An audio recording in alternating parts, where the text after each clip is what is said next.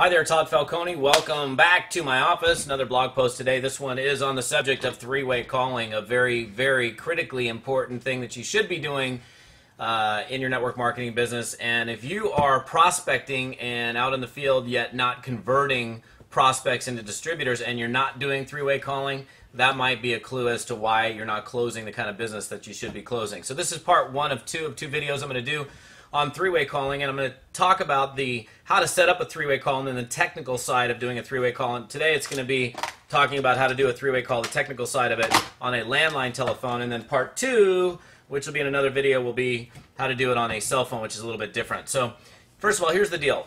General three-way call, when you're talking to a prospect, you're on the phone with somebody, you have an interested party who's taking a look at your business, has a serious interest. This is an ideal time for you to bring in an expert, an upline leader onto the telephone to assist you in getting that prospect converted into a distributor or a customer. And the way it typically works is this: I'm on the phone with the prospect is interested. I will just say to the prospect, "Hey Joe, can you hang on for a second?"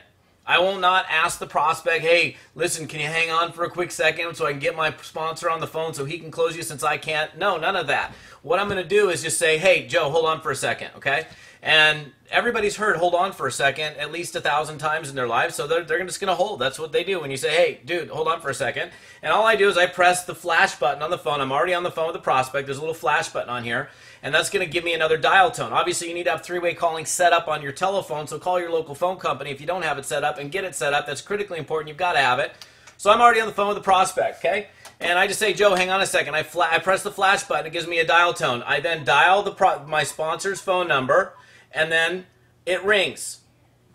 Oh, okay, so this is what happens. It's ringing, meaning we're not yet connected on the phone. In other words, me and the prospect are disconnected for a second while I'm having a quick side chat with my sponsor, and I just say, "Hey, listen, Andy, this is Todd. You got a quick second?" "Yeah, I do." "Andy, listen, I'm on the phone with Joe.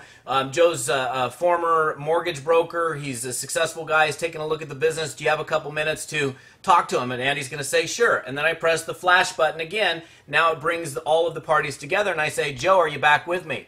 And Joe says, "Yeah, I'm here." Say, "Joe, listen, I wanted to introduce you to somebody real quick. He's a very successful business partner of mine. He's one of the top trainers in our business.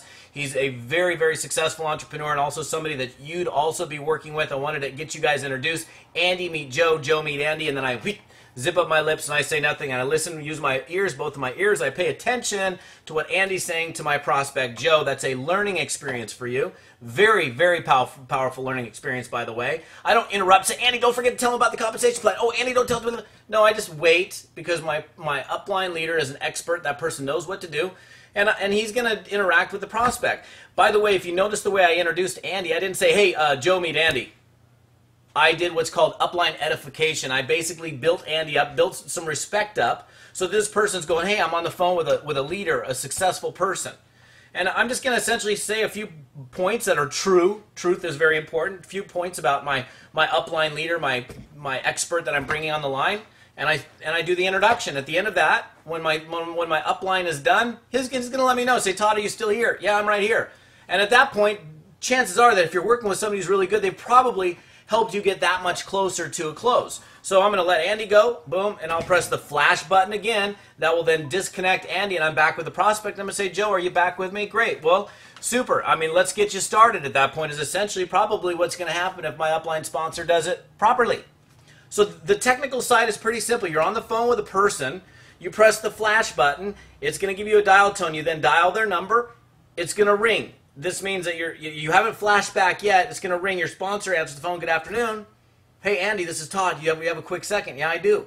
"Listen, I'm on the phone with this prospect. Give us some quick information." This will take less than 30 seconds. Quick information about the prospect. And then I press the flash button again. We're all together. I do the introduction. Say, "Andy, listen, Joe, I want to introduce you to a really successful business partner of mine. Andy, very successful, blah, blah, blah." A little bit of edification. And then I just pass the call over and I go, whoosh, zip up my lips. That's how a three-way call is done. That's how you do it. You don't ask for permission. You just do it. You don't say, "Hey, can I, you mind if I put my sponsor on the phone?" No. They don't even know what the term sponsor is probably, so why even bother using the term? Just say, "Look, I've got a business expert. I'm going to, look, do not ask for permission to do a three-way call ever. It's not up to the prospect to decide. You maintain control of the conversation.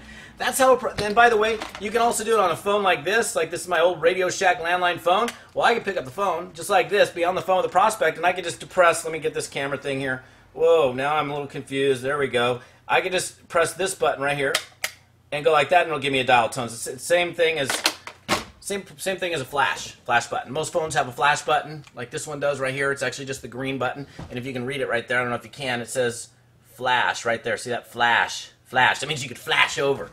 All right, this is Todd Falcone. That's part one of a two-part series on how to do a three-way call. I'm going to cover some other aspects of three-way calling in addition to showing you the technical aspects of doing a three-way call with a cell phone on another blog post. We'll see you. Have a great day.